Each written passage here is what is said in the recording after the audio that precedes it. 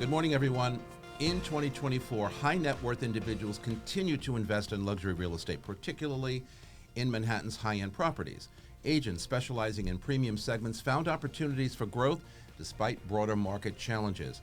With elevated interest rates deterring homebuyers, the rental market surged, offering opportunities for agents who pivoted to rentals. Tenant demand created a steady flow of leasing transactions, especially in areas like Brooklyn and Queens. But there were challenges, and the challenges were higher mortgage rates and a tight inventory significantly reduced transaction volume. Agents reliant on sales commissions faced revenue dips unless they adapted to other income streams like rentals or consulting. The limited inventory for homes for sale created fierce competition among agents. Buyers demanded more concessions and were less willing to stretch budgets due to financial uncertainties. Agents had to work harder to close deals, often with smaller commissions due to reduced sales prices. But diversification is key. Agents who adopted diversification for their services are poised to thrive. The evolving market favors agents who invest in strong markets, networks, and up-to-date knowledge of local news and local laws and marketing trends. Successful agents leverage tech platforms and data-driven marketing to stand out, a trend likely to continue into 2025. We're going to discuss all of that today. And with me at the table are Jill Preschel from Serhant, Michael Reisor from Douglas Elliman, and Samir Vogan from Serhant. And they join me now to discuss. But first, let me welcome my listeners and viewers from across the United States and all around the globe. I am Vince Rocco, and this is Talking New York Real Estate. So let's go behind the headlines and get the real story, the state of our industry. Hey, it's Stephen Bailey from Roadway Moving and Storage. As an official moving partner of Brown Harris Stevens, we know that your clients deserve more than just a move. At Roadway Moving and Storage, we turn moving into an experience they will love. From specialized services to a white glove treatment, we've got it all covered. When you choose Roadway, you're choosing a peace of mind for your clients. Plus, our referral program is the most rewarding in the industry. Want to learn more? Shoot me an email at steven@roadwaymoving.com or visit roadwaymoving.com. Okay, we're back, everybody, and we're going to talk today about, the conclusion of 2024. We did a little bit of that last week and then predictions for 2025. But today I want to talk about 2024 from the perspective of, with some of our top agents here in the room, was it a good year for them? Was it not a good year? And if it was a good year, why was it a good year? In this business, in every cycle, there is good, there is bad, there is up, there is down, there is flat. But we're going to hear from some of the agents here to tell us about how they did in 2024, and then, again, what their predictions for 2025 will be. So, Samir, let me start with you. Was 2024 a good year for you in business? If so, why? If not, why?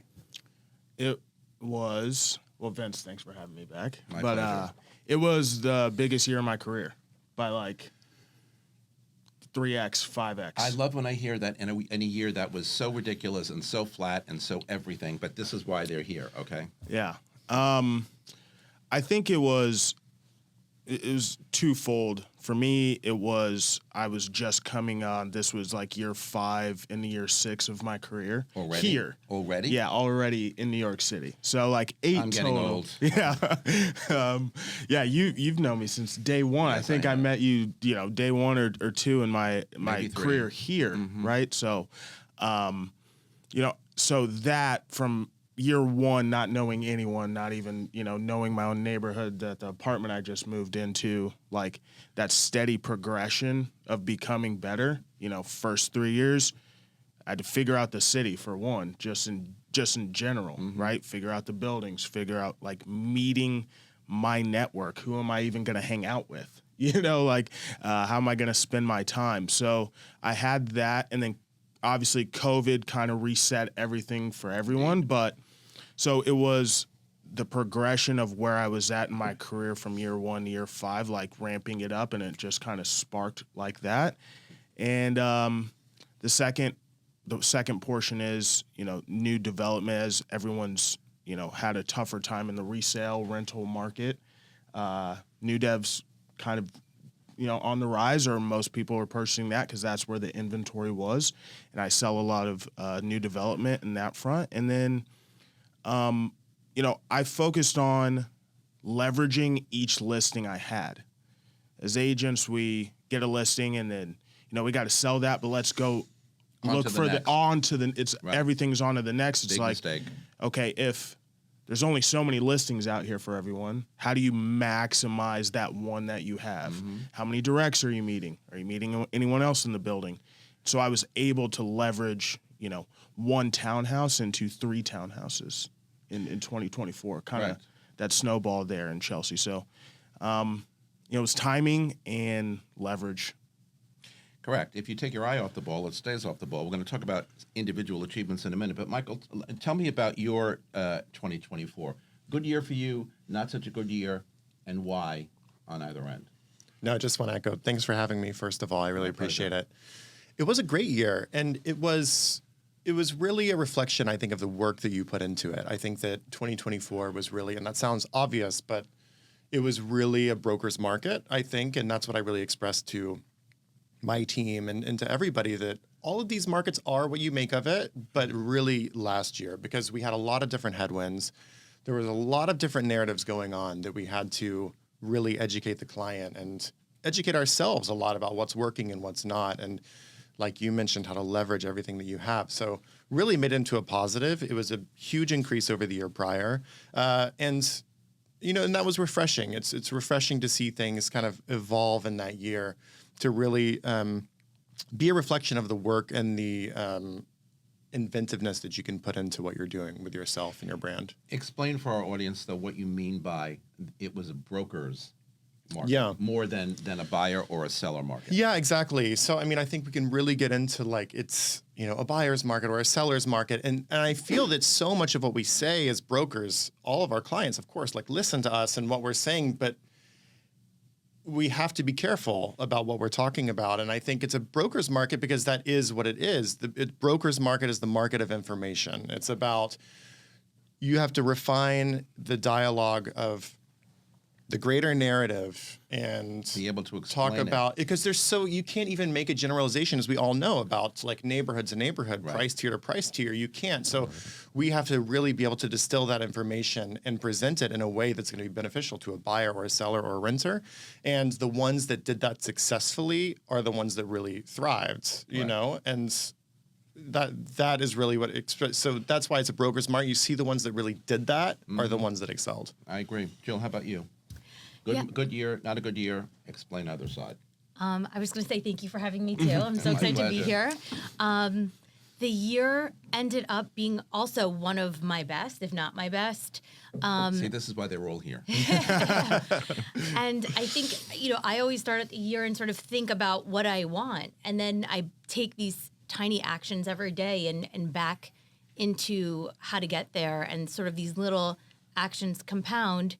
And I agree with everything that you're both saying, in that the story that we tell ourselves as brokers is how it's going to be. So if I was sort of waking up every day saying it was going to be a hard day, this is the hard market, then my clients and everybody would also feel that. And I would wake up and say, okay, so we have a client who needs this. Who do I think could help me? Mm-hmm. We were talking about this, co-brokers, the reliance of our colleagues and our peers. And I think that was critical for me to be able to navigate the market. I agree. So, Samir, in a very good year, 3 or 5x from years before, as you defined, which is pretty awesome. What were some of the more significant achievements that you went through in 2024? What stands out? Townhouses are great, new dev is great, but anything in particular stand out? Yeah, I think, Niall and I, we closed, a deal that we had been working on for, I think, day 2, 5-year process of us getting, we just sold a penthouse on 85th and Madison, right? We were at 18.5 with that one. But we had gone after that listing for 3 years prior to us even getting the listing, right? I think we were broker 4 or 5 on the listing in general. So that persistence there. And then we went from having a direct buyer, which, you're collecting on both sides there. 18.5 million, I would say that's a good year. To losing that deal. Right.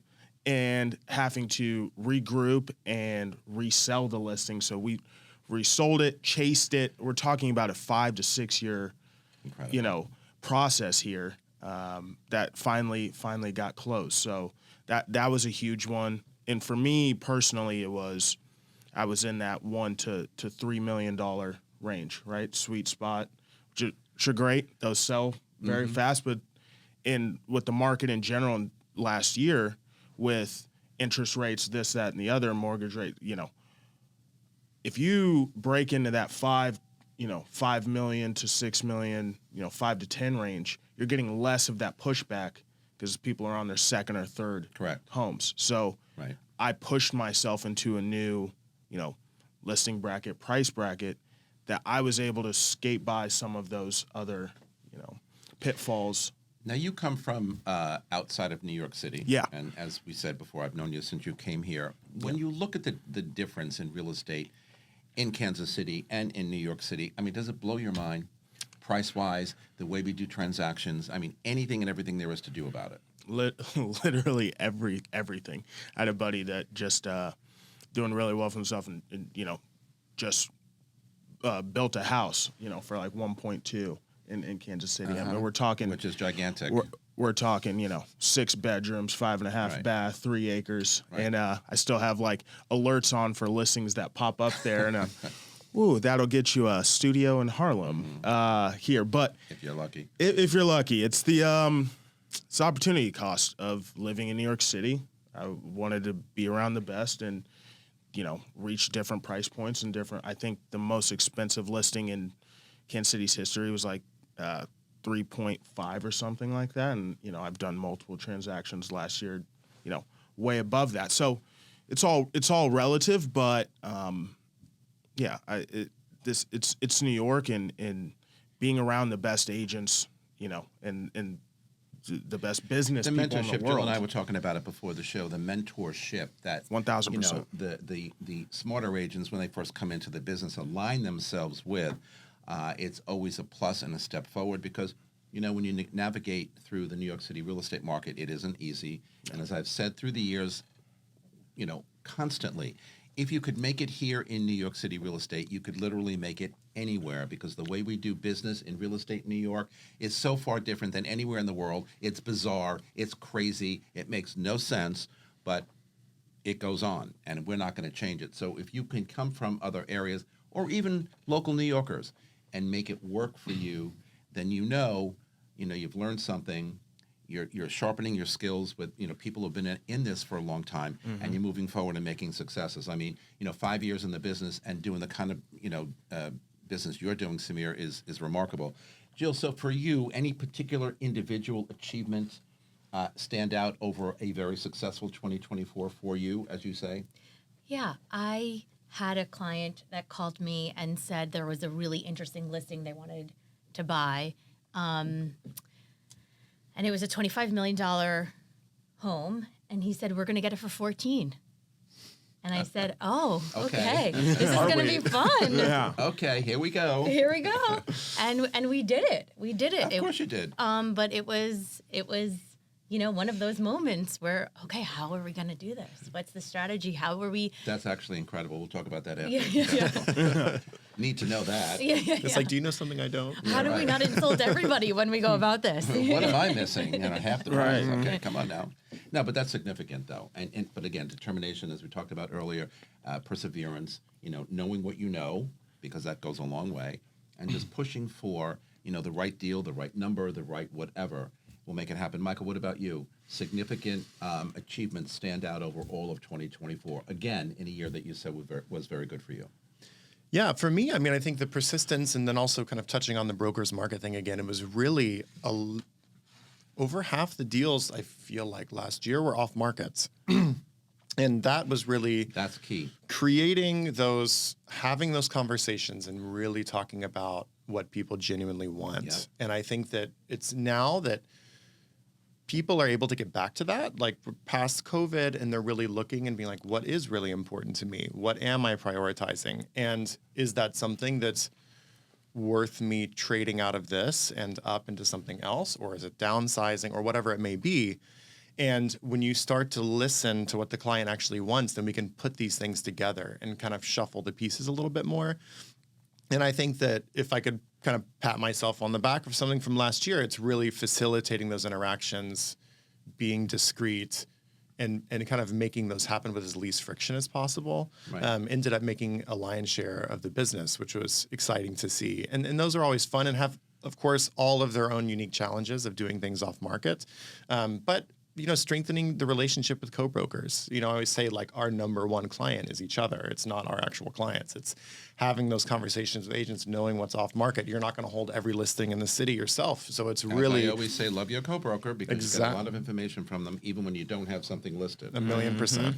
Completely. We're going to talk about goals, individual goals, when we come back from the break. But I wanted to ask you before we go to break. Yeah. So you work in two markets. You work in New York City for a very popular team, the Elliman Gomes team here in New York from Douglas Elliman. But you also work with them, in Austin. Yeah. So most of your business from where? So right now, it's most of my business is in Austin now, but it's starting to really balance out, and that's exciting to see. And I opened up the Elliman Gomes team with John and Fred and Julia, our CEO, in 2021. Love John and Fred. Yeah, me too. And so that's been a pleasure to do, and to grow that into the team that we have now has been really exciting. There's a lot of client share. There's a lot of wallet share between the two markets, and I've always had such a passion for New York, and I know that can sound cliche, but it's just always been. It's the city that really got me into real estate in a way. I'm born and raised in Austin, but it was that drive for the city and the energy and all the things that we all love about New York that really brought me here to do it with Elliman Gomes. And so right now, I'm back and forth on a regular basis, and growing the business here, and also growing the team in Texas has been another type of satisfaction of mentorship and of course business too. Austin is a great city. I love Austin. How does it differ quickly, in your opinion, from how we, as I mentioned before, how we transact business here in New York City? Is it as complicated? Is it as difficult? Or is it a little easier in Austin? I would say it's just different. We really have a lot of autonomy as agents in Texas in general, because you're doing everything soup to nuts. Right. You're doing every part of the contract, every part of the negotiation. There's not attorneys involved. It's much more hands-on in many ways. And it's not an easier or harder thing. I think it's just a different type of product. We obviously don't have co-op. We have different property types. There's a lot of minutia that goes with those, but it's still, when you go to the basics, they're often the same. Micro markets are super important, smaller trends in what's going on. And if you can't create any more space for a product, it's going to be more valuable. And I think that that's the story of Manhattan and all of the markets in New York. We see that in Austin too. All right, we're going to come back and talk about goals and how these guys get to where they are. But first, a programming note. The children or the proteges of the $1 Million Listing guys, Ryan Serhant here and Fred Elliman here, two guys that I admire very much in this town who have shown us what it's all about. We're coming right back after the commercial break. This is Talking New York Real Estate on the More Network. Don't go anywhere. This beautiful set here at Studio 1873 is brought to you by the Everset. The Everset provides full-service staging and furniture rental solutions in the New York area. For more information, please visit us at staging.theeverset.com or email us at staging@theeverset.com to request a free proposal. Okay, everybody, we're back. So, I grew up in the corporate world. I worked at IBM for a bunch of years as a salesperson, and then on to other tech companies. And one of the things we always, needed to do at the start of every year was give our managers, our sales managers, our business plan for the year, our goals. We all knew where we finished the year before, and everyone's goal must be or should have been in those days, and probably still is in corporate America. So how are you going to be better this year than you were last year? Even if you did bang-up business last year, 3 to 5x from whatever, and you guys the same thing. So at the start of January of 2025, and I can't even believe I'm saying 2025, it is still January, do you have goals written down for yourself? Do you actually pay attention to your goals every year, or you just say, hey, I'm going to let it all go and see where I end up at the end of the year? Samir, what do you do at the start of every year based on however your last year was, good or bad? Right. And what are they? Do you write them down and pay attention to them? I think I go into every year, especially these last two, with very actionable 3 things that I can do to improve myself personally. That will help on the back end with my business. So, one, like health was a big thing for me. I played college sports, but then I kind of let it go a little bit, and I'm like, all right, we have a bigger team now. My energy levels need to be back up to where I need to be. So like, boom, signed up for, kind of a Tough Mudder race in April. So I have something to train for, right? So it's helped with my energy levels and everything else, waking up in the morning and training for something. 2, I kind of reverse engineer with Niall. I'm a business partner. We have a whole team now. So like, all right, what's our overall goals as the team? And then for me personally, I'm still reaching a specific, number or price point. So like, okay, what did I do last year? And it's tough because I had 5x my career. So now it's like, okay, that's over. Where do we go from here? Where do we go from Wow. here? It's like I have to double that output now. So, reverse engineering, how many listings did I sell last year? Okay, how many people did I meet? We track everything. Every visit, every showing is tracked. So I showed, 100 people for this listing and got it sold. So if I need to sell so many more, Right. I'm down to, legitimately down to I need to show 1,400 people this, by Q2 to sell so much. Yeah. And then the other thing is like another personal, I want to be extremely fluent in Arabic. So I've re-signed up for a class. I have a background in it, but it's like, if I can be completely fluent in Arabic, that's going to open up a whole nother business level for me. A whole nother segment, absolutely.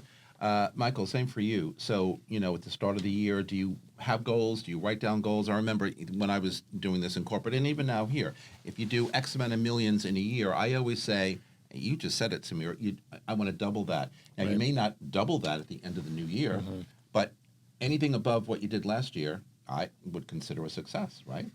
100%. And I think it's always good to be ambitious. And I think, touching on what Samir said, it is all a numbers game. I think that in this business, we often like to think, oh, we're all such snowflakes and like every deal was just like its own thing. And it is a numbers. It's all a kind of output and what you end up getting.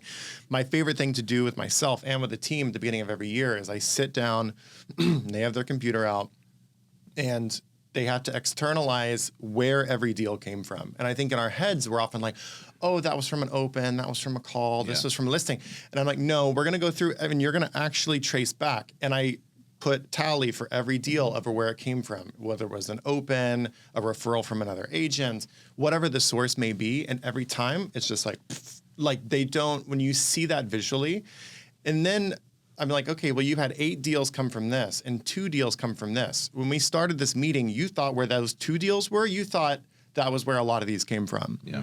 Where are you putting your time? Or, maybe it was from, writing letters to clients, or it was from opens, and you've dedicated so much time into opens and it showed from your deals. But I know in the last 3 months, you haven't done any opens because maybe you thought that wasn't yielding results. But when we actually look at it, it is. So really seeing and mapping out where they came from is usually a light bulb moment for all of us.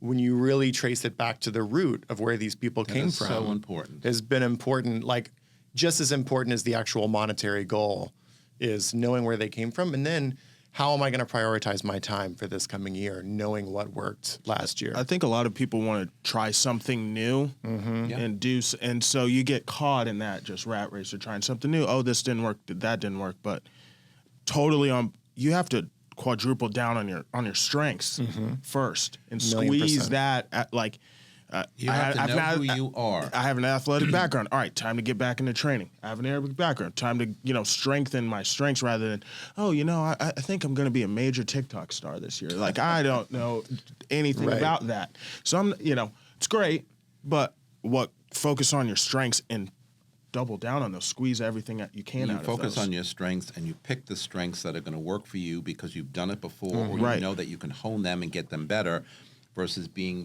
that everything to everybody, which really, we can all have lofty goals, right? But that doesn't mean you're going to make them all. Jill, how do you handle goals? Yeah, similarly, I have sort of a spreadsheet. I'm sort of nerdy, so I like dig in, and I go about it that way. And then I think also going back to sort of this nerdy thing, I really believe in the neuroscience of like manifesting and mindset. So 3 times a day, I have a calendar reminder of things that are my goals. And so I'm looking at them and I'm thinking it, and I'm sort of slowly rewiring my brain to do the things to get those goals to be real. When I'm teaching sales class, I say it all the time. At the first page of your new notebook for the new year, write those goals down and look at them every day. Yeah. Or even you want to put them in the calendar, that's even better. Yeah. But read those goals every day, because that's how you stay connected to what those goals are. Tell us a little bit about open houses, though, Joe, because, through the years, I think post-COVID, people have been kind of like hesitant to go to open houses. And quite frankly, you mentioned it before, Samir, you get a lot of direct people from open house. You get a lot of direct customers who aren't necessarily working with agents, and that was a good source of additional revenue for us as agents. But open houses these days have not been, as great as they used to be or could be. What do you think is going on with open houses? Still 4 years post-COVID. Yeah, that's such a great question. In Manhattan, I find that the open houses are still a bit slower. Yeah. In Brooklyn, we had a townhome, and our open house was I don't even know how to explain the Brooklyn's amount a of whole people nother- that a whole came nother in. world, Yeah. And I think we extended an hour. I think there may have been over 40 people that came through in the first day. For a townhouse. For a townhouse, Right. yeah. So, what's my point? My point is, I think it depends on the market. I think it depends on where you are in the neighborhood and the asset. I totally agree. We're going to get to that a little later on about what neighborhoods are producing or showing more promise coming out of a questionable or flat year. But open houses, Michael, do you see steady open house attendance, not steady open house attendance? What in both areas? I mean, is it working or is it not working? I think it's definitely different here, and it's different, like you said, from Manhattan to Brooklyn, especially. In Austin, in Texas in general, it's very different because it's much more of a free for all, and you get you just set the hours and it syndicates, and people just show up, and so it can be very busy. I mean, we've had opens with north of 50 people coming through in a 2 to 3 hour period. Yeah. So it is a different vibe, but. Going back to what we all said before, you have to really do what you like. Some people thrive in those environments and open. Some people kind of like shrink back when there's a lot of people. You really have to, the open houses are what you make of it. You've got to squeeze it. Otherwise, it's a waste of your time, and I think you have to double down on your strengths. And I think a lot of people in our business can see someone else having success with something, and they just, we want to like get that. We're just, I'm going to start doing that now.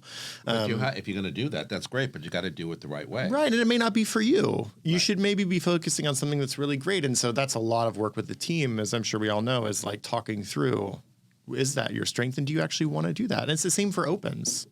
Well, for sure, open houses, I always loved open houses and still do because I am very much a people person.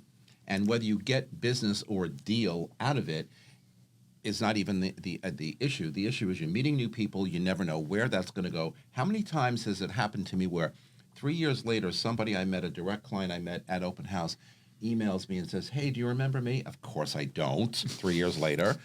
But I remember you from blah, blah, blah, and I'm wondering if you have anything that I could look at now, or would you like to work with me?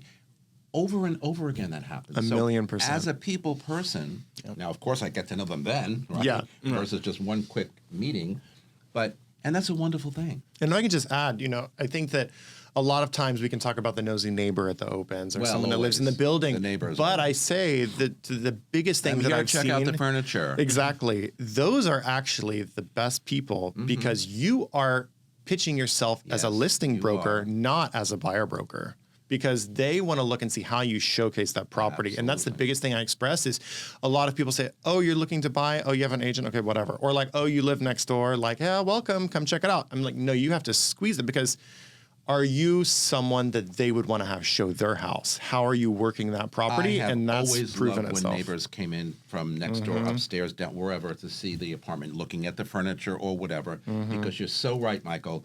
That could be and probably will be a very also you're getting so strong much client for you as a seller. Neighborhood knowledge, all the tea from the building. Oh my God! Yeah, so it's like And all the people in the you're building learning are that there. little block. You know, it's the guy that's, Oh, my I've God. been here 40 years. It's like, well, you know what, John, sit down. Let's talk about 40 years. What Yeah. changed? So now my next showing, I'm the market expert. I know Exactly. everything that's happening here. Yeah, that guy used to live there. That used to be this.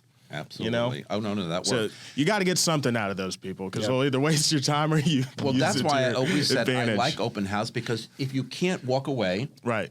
at the end of that open house getting something or Yeah. learning something, you didn't do your job right. And it's a long game. It's patience. I mean, I've had people like you said, that may seem like nothing there, and you exchange info, and you send a follow-up email, and maybe you put them on a drip, and a year or two later, they email and say, hey, I sold my place. Yep. I'm ready to buy. Like, I moved from another market. Let's look. And like you said, you're just like, okay, yes. And so it's patience. I think everything in this business is just patience, and you have to have it. It is. Samir, let's talk a little bit about open house attendance at new development projects where you do a lot of work compared to, what's happening or not on the resale side. Are there more people coming to new development or not? It's so funny. It's week to week. Like 1 week will be slow, and then across all of our different little markets that we're in, the next week it just pops. It can be anywhere from interest rates, mortgage rates, whatever's in the news that day. If crypto's up, we got 2 or 3 more showings. Yeah. If the market's down, up, like tracking those, because we track all of our visits. We have weekly meetings with all of our owners, so it's truly what happened that week. Obviously, the election last year, I think people were waiting to see who won, what came about that. And then, the beginning of this year, it's been hot. You're getting a lot of those second and third showings from people that you toured all the way from, the beginning of last year. So, but it's so funny because you can see whatever's going on in the news that week is truly almost your uptick in 2 or 3 showings per that Sunday. Oh, and absolutely. it true on the new development side, Upper East, there's kind of seeing everything. A lot of new development buyers are new development buyers. They want new, so they're seeing everything, and you can kind of track them all across the city, like if those buyers are coming out or not. Yeah. It's interesting because when I first started selling new development, and you probably know this, Jill, it was destination. If there was a new development in Hell's Kitchen or Upper East or Upper West, that's all they went to see because that's where they wanted to live. And then it got to a point over time where new dev is new dev, okay? Brand new is brand new. So if it didn't work in HK, I'm going to go check out Upper West. If it didn't work there, I'm going to go check out Upper East. And people were moving. I sold a whole development on the Upper East side. I think we finished that 2 years ago. And people who actually ended up buying there came from all over the place, including downtown. Correct. And I'd be like, okay, you're coming from Soho to the Upper East Side? Okay, or, whatever, one example. In droves. Right. Because this is what they wanted. You mentioned interest rates. Jill, so throughout your successful 2024, was there any impact on any of your buyers negatively based on the interest rate, or did they just kind of say, you know what, I get it, I just need to move forward and I need to buy? Because that's a big driving factor in any purchase in real estate here in New York. Anywhere, but here in New York especially. Yeah, there was an impact, yes, absolutely. And at first, throughout us brokers, we sort of were all like, oh, let's just figure this out. It could be very short term. And what does that look like short term? And then we very quickly realized, oh, this is more long term. So now what does this look like long term? And we had buyers that thought their budget was $6 million. And then when the rates changed and they repenciled everything, it wasn't. Or they thought they were going to buy their first home and then they sort of had to pencil out what that looked like instead. Yeah. So there is a bit of flexibility. Okay, so now you wanted that $7 million home. You can't get that home anymore. So are we looking at different homes, different neighborhoods, different price points, or are we renting for a short term and then pivoting? And so a lot of conversations, and again, having to be sort of an expert in rental, in new dev, in resale, and on the rates, and helping to advise in sort of their best interest. Well, as I said at the top of the show, diversification in 2024 and probably throughout 25 is going to be the key. So if you don't do a lot of rentals, you're going to have to learn how to do that. If you're not good at X, you're going to have to learn how to do that. Because the more we diversify based on the need of our customer and our client, the better we're going to be. Michael, so in your world, interest rates, was it a deterrent as much as a lot of people think it was? Or was it just kind of like, well, in some cases and in other cases it was just... Okay. I mean, I think it depends on the price tier a lot. Some people are going to be less impacted by the mortgage rates than others. That being said, comparison is the thief of joy, and there's a reality to the rates and to day-to-day affordability, but also just it's be here now. What do you want? What are the priorities? Let's see how we can use a mortgage as a tool, as a leverage point. But also let me help you calibrate what you really want and need and listen to them and kind of help show them what could be a fit. I think that a lot of people were just apples to apples, like the rate was this and now it's this, and I wanted this house then and I still want it now, but it's going to cost this much, or this was the price point that I was qualified for in 2022. And I want to have that same price, but the monthly is so different. And I'm just like, well, take a step back. What are you really wanting? We have a lot more flexibility on a lot of other things that aren't the interest rate. And there's some temporary solutions sometimes. There's also just going back to the drawing board with their priorities is just an important thing. And I think that looking at the grand scheme, what's really important, getting them where they need to be. And it's the interest rates are what they are. And I think that at the same time, through all of these narratives and all these different headwinds, all of us as brokers have to be this point of constant and calm as much as possible because so much was volatile. And I think that's the benefit of 25 is we're going to have less volatility. But I think that the reasons we were all successful and a lot of other brokers were too is being that with so many things changing, being a consistent narrative about what they can and can't do and how they can be successful in what they're looking for. Samir, interest rates, how did it affect your business? Especially new development, where prices are higher, common charges are higher, real estate taxes are at full appreciation because there are no more tax abatements. So people look at monthlies more than they've ever looked at before. So did interest rate or high interest rate play any factor in new development purchases or even in your resale business? Yeah, it definitely did. You see it more in the sub-$1 million, 2 and below. Mm-hmm. Personally, that's what I saw. Right, I agree. A little bit higher, not so much, but the banks and the developers and they've had to be creative in coming up with different type of incentives. Are you giving a year's common charges off? Can you? And developers have to have more on the incentive side. Well, yeah. Hello, developer. We love you guys, but yes. So what are the incentives? Mm-hmm. What can we do to offset some of those costs? Yeah. If the monthlies are here and, can we bring it down $5,000-$6,000 a month, truly to $1,000, $2,000 for those first 2 or 3 years to kind of offset those interest rates?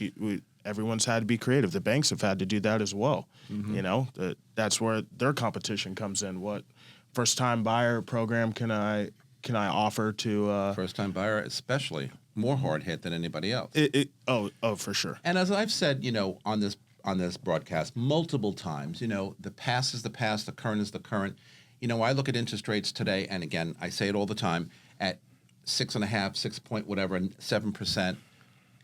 These are low interest rates. My first property, I paid 12.5% interest, and that was down from 19%. I'm not talking about that long ago, guys. Okay, right. Not that long ago. Mm-hmm. So, 7% is actually normal. 6% is actually normal. We were spoiled over the COVID, comeback years where, they were lowered down to 3.5%, 4%. Never happening again. So my prediction for 2025 is, that FOMO kicks in, fear of moving out. Buyers are going to say, we're never going to get to the numbers that I wanted to get to. Never. So either I buy now or I'm going to completely miss out. Or if I don't buy now, eventually we all know what New York City prices do. They go up and up. Sure. And up. I think right after COVID, it was having a lot of for those first 2 years, it was having a lot of tough conversations with clients that you tried to get to buy during COVID, and we all said it, and nobody wanted to listen. And so for a lot of those buyers and sellers now, it's a tough pill to swallow. And so they're having to recalibrate and realize that, okay, what are the positives now? But it was tough for a lot of people that it's not the right time, and, supply and demand, this, that, and the other. And, as agents, we can say it all day long, but sometimes buyers, and they have to learn their lessons for their own personal, experiences and what's going on in their life. So I think, like you said, in 2025 moving forward, okay, this is the new normal. Not so much volatility. We have some stability, whether it's in the White House or whatever, for the next 4 or 5 years. I'm in this business for 23 years, excuse me, and you think I look like this on purpose? Every market goes, wherever it goes, it's like, hello, here I am. I'm still here, and I ain't going anywhere. Right. So we're going to go to a break, though, and when we come back on the other side of the break, we're going to talk about some of the significant challenges we faced in 2024, even though we all had good years. You all had good years. Mm-hmm. And some of the neighborhoods that were hotter than others. We're coming right back. This is Talking New York Real Estate on the More Network. Don't go anywhere. What do you really need to know about buying or selling a home? First, it's serious business. And it's complicated. There's a lot of money on the table, and emotion too. You need an agent who knows the ropes. So, whether you're buying or selling your home, work with professionals who have a mastery of the craft. Okay, so we are back. I want to talk a little bit about the neighborhoods that, kind of did better than others. We mentioned Brooklyn before, okay? The Brooklyn, since actually before COVID, and I always say this on the show too, I remember the day when no one wanted to live in Brooklyn. Nowhere crossed the bridge to Brooklyn or Queens. No, impossible. And then all of a sudden, years before COVID, Brooklyn started to ignite and became, beyond, belief from a transaction basis, and continued throughout the COVID pandemic. Manhattan went to sleep. Every other borough went to sleep. Brooklyn did not go to sleep on any level. Still continued to be robust.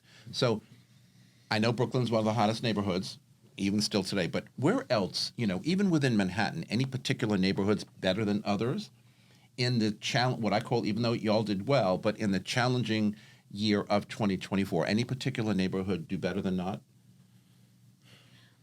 I would say on the Upper West Side, I had a listing right near the museum, and it was just beautiful, pristine, and 20 appointments, 7 offers. We did highest and best. People were still increasing their bids. I miss those days. They weren't accepting no. Rip. So that was, right near the museum. Okay. Yeah. That's fine. What about you? Yeah, I think, to me, the villages, I think really we look at anything that has such I like the way you small, said that, the villages. small amount of inventory. I think Yeah. Greenwich Village, West Village, it's just East Village.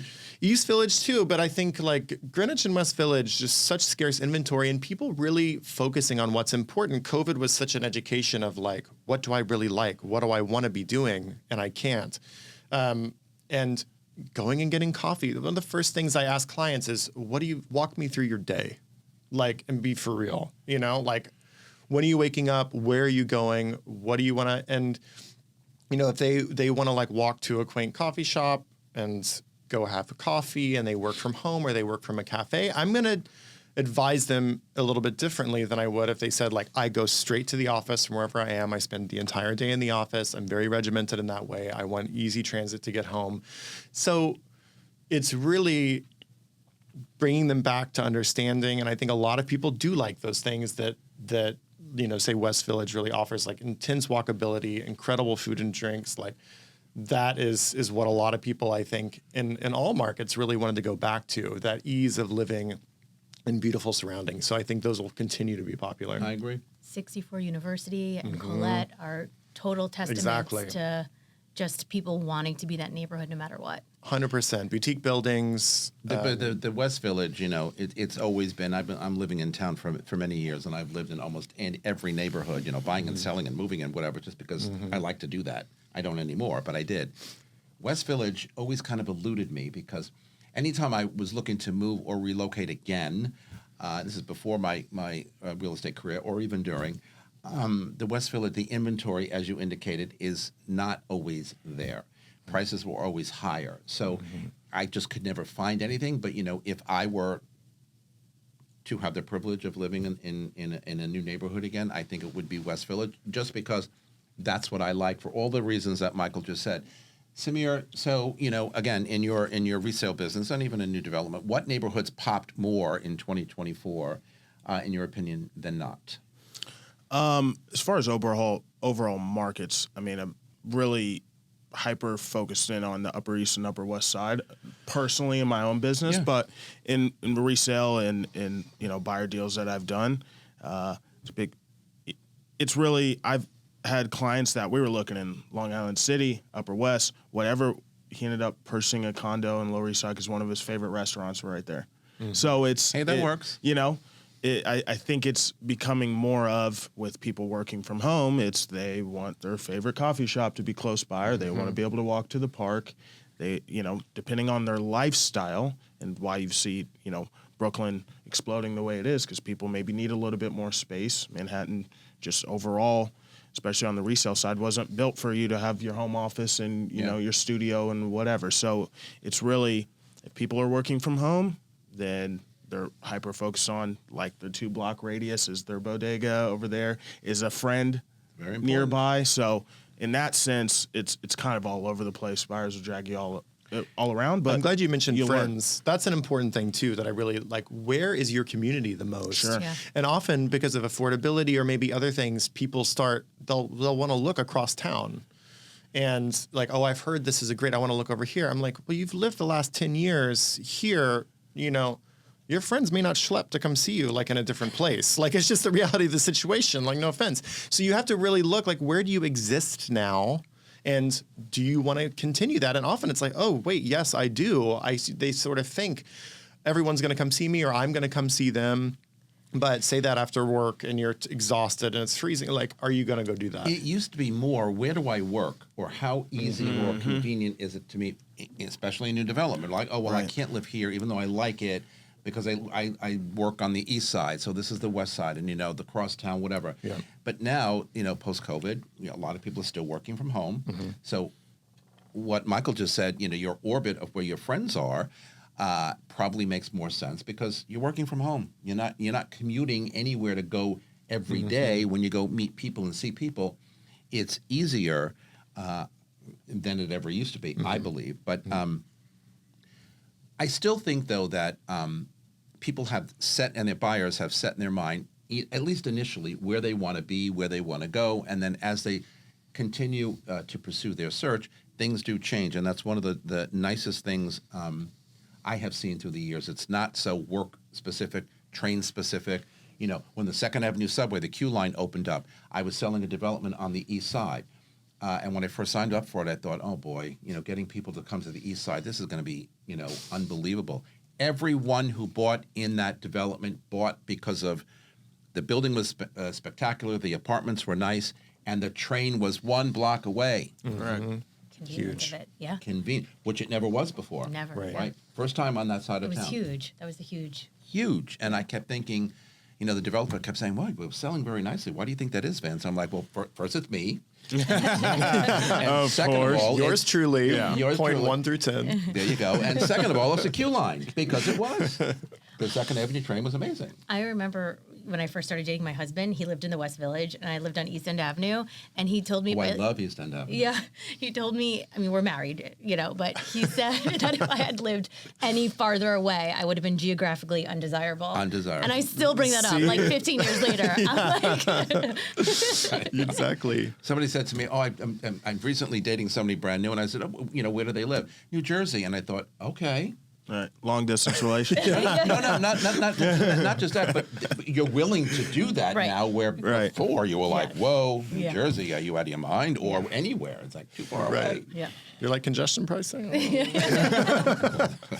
now your weekend dates are going to be a little expensive. Challenges, okay? Any particular challenges? Like you wanted to do something, you were all successful, as I keep saying, but you wanted to do something, but something did not work, and you couldn't figure out why. Anything like that, Jill? Or how many of them like that? Yeah, I think there are always so many moments of those, and because of the volatile markets,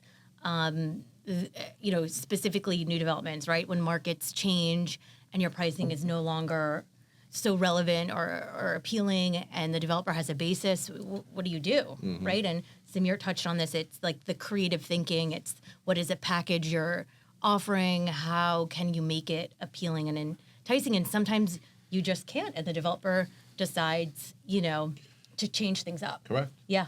Correct. I wanted to ask you too before, and I lost my train of thought though. During COVID and post-COVID, because I know you sold a bunch of townhouses this year, as did you. What about, and I think Michael brought this up before, the need for, wanting things in your own home, like outdoor space. Is that still a requirement? Because people ask me all the time, can I still get outdoor space but not buy a townhouse, which I can't afford, it's too expensive, whatever. And I'm like, yeah, you can. Not in too many places, but you can. So the townhouse buyers, were they more interested in the privacy of a home, outdoor space, or all of the above? For me, with my clients, it was all the above. And something really cool, a trend I've seen in the new development to sort of account for this and keep some of those people there, the new developments I've seen all have some offering of both amenitized outdoor space and then also private outdoor space, even if it's a Juliet balcony. Right. Which I think is lovely. It was this huge shift of making these new homes have the outdoor space, which is awesome. Correct. Limited inventory, reduced housing, not only in New York City, but in your market also, out in Texas, and anywhere in this country. How did that affect, again, you were successful in 24, but if we didn't have a reduction in inventory, would it have been better? More opportunities to find listings to show your customers. Sometimes I'm searching for something, and it's not all that specific, and all I can come up is like 3 places. Because there's not that much more available at the moment. Right. It's funny, Vince. And for better or worse, and we'll see, it's kind of a headache, but I've kind of coined myself and worked hard on selling listings that might be a little bit tougher to sell. And so when inventory is low, that's my time to strike. So I enjoyed. We need your formula then. I enjoyed a little bit less of inventory because people don't have options, and you can really squeeze buyers into a corner a little bit and figure out what negotiation, baby. Negotiation, like, okay, it's not worth this, but what would you pay for it? Like straight up, okay, it's been on the market for a long time. What would you buy it for? If there's no pricing, okay, then it's not for you. But everything's got a price.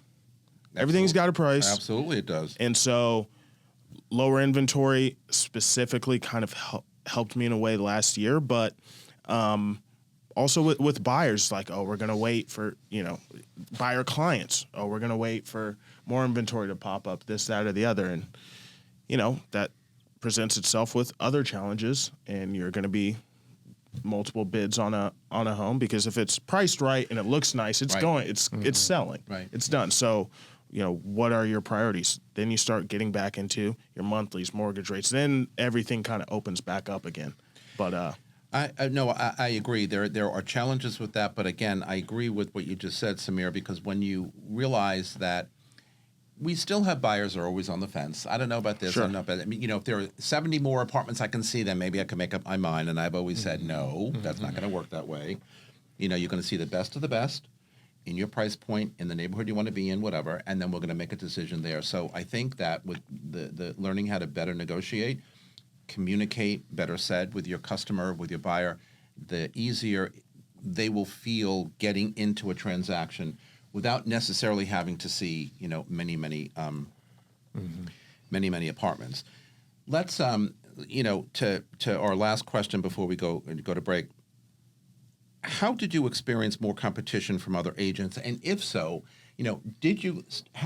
again, you're all very successful here, and you stand out among most agents this year in our town, okay? You've done very well. You've had, in several cases here, booming years, better years than ever before in all the years you're doing it. How did you stand out, Jill, and why?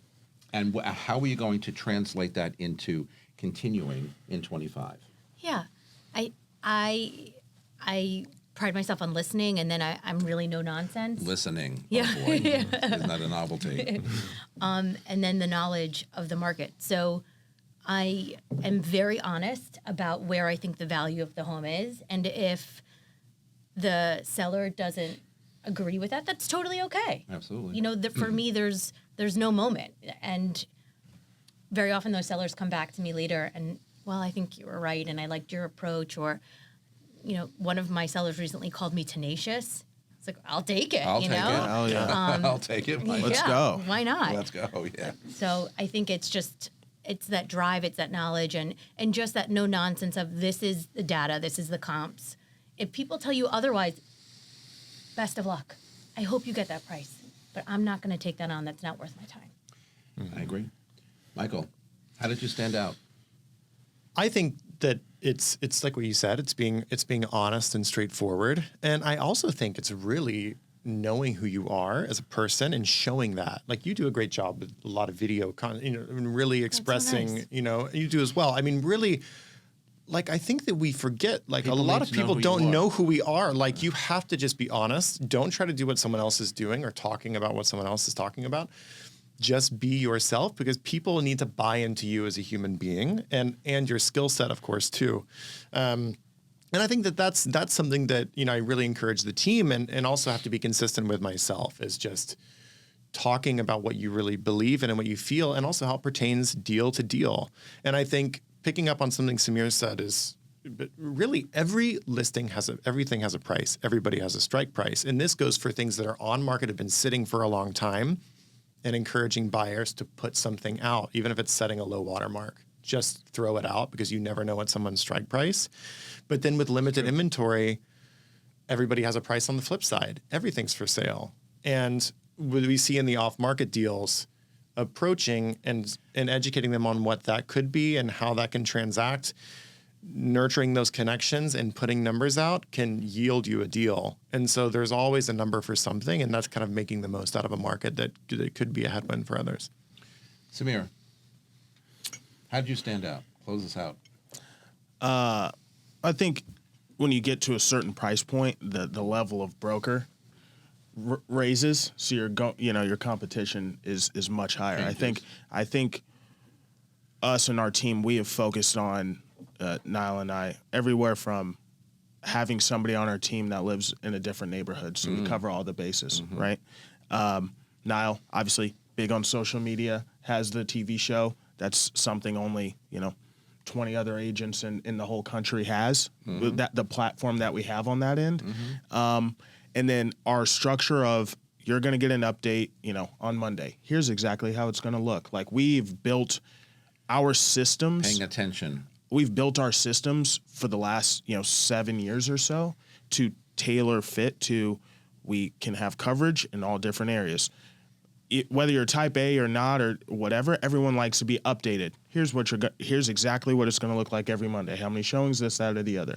We have exposure on the social media marketing side of things, but also, I'm more of the back end numbers. You're going to get a lot of the graphs. So everything wrapped in, one package. What's most important to you? You're going to get it everywhere from a different language. We have somebody who speaks, Japanese, Korean, somebody speaks Chinese, Spanish, Arabic. You're poised to handle anything that comes your way, the team's way, for business. And I think if you're a team, as somebody said before, Jill said before, listening. Yeah. Okay. Yeah, it's just, and look, I have a team to do that, right? But if you're just a single agent out there, it's like, once again, I'm going to keep saying it, double down, triple down on your strengths. Focus on those type of sellers, those type of buyers. If it doesn't work out for one, it just takes one. to leverage that into the next 2 or 3. That's all it does. All right. Great show. Samir, Jill, Michael. Wow. First timers on Talking New York Real Estate. Love it. We're coming right back with my thoughts for the week. Don't go away. Hey, it's Stephen Bailey from Roadway Moving and Storage.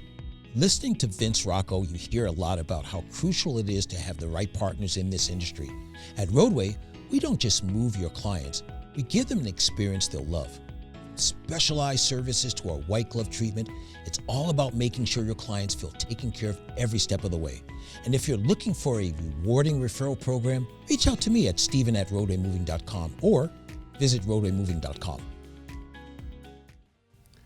Okay, everybody, we are back with my thoughts for the week. In the sales market, several 2024 trends are likely to persist into 2025, including constrained housing inventory, elevated mortgage rates, and a cautious approach from buyers. With many homeowners reluctant to sell due to their low locked-in mortgage rates, inventory will remain tight, creating fierce competition for available properties. Buyers are expected to continue seeking value, prioritizing affordability and concessions in their transactions. To prepare, focus on finding creative solutions for clients, such as targeting off-market listings or exploring new construction opportunities that might address inventory challenges. Also, enhance your negotiation skills to navigate the ongoing demand for buyer incentives and favorable terms. By staying informed on local market data and interest rate forecast, you can provide clients with timely advice, empowering them to make informed decisions in a challenging market environment. Additionally, plan to build a stronger pipeline by nurturing long-term relationships with potential sellers and positioning yourself as a resource for those contemplating entering the market. And that's our broadcast for today. Thanks to my guests for being here on set with me. You can follow me always on Facebook, on Threads, Instagram, LinkedIn, Blue Sky, or TikTok at Vince Rocco. And Confucius says, choose a job you like and you will never have to work a day in your life. And the only person you should ever try to be better than is the person you were yesterday. And from all of us here at Talking New York Real Estate and the More Network, to all of you all around the world, thanks for spending a part of your day with us. I am grateful, and I will see you next time. Goodbye, everybody.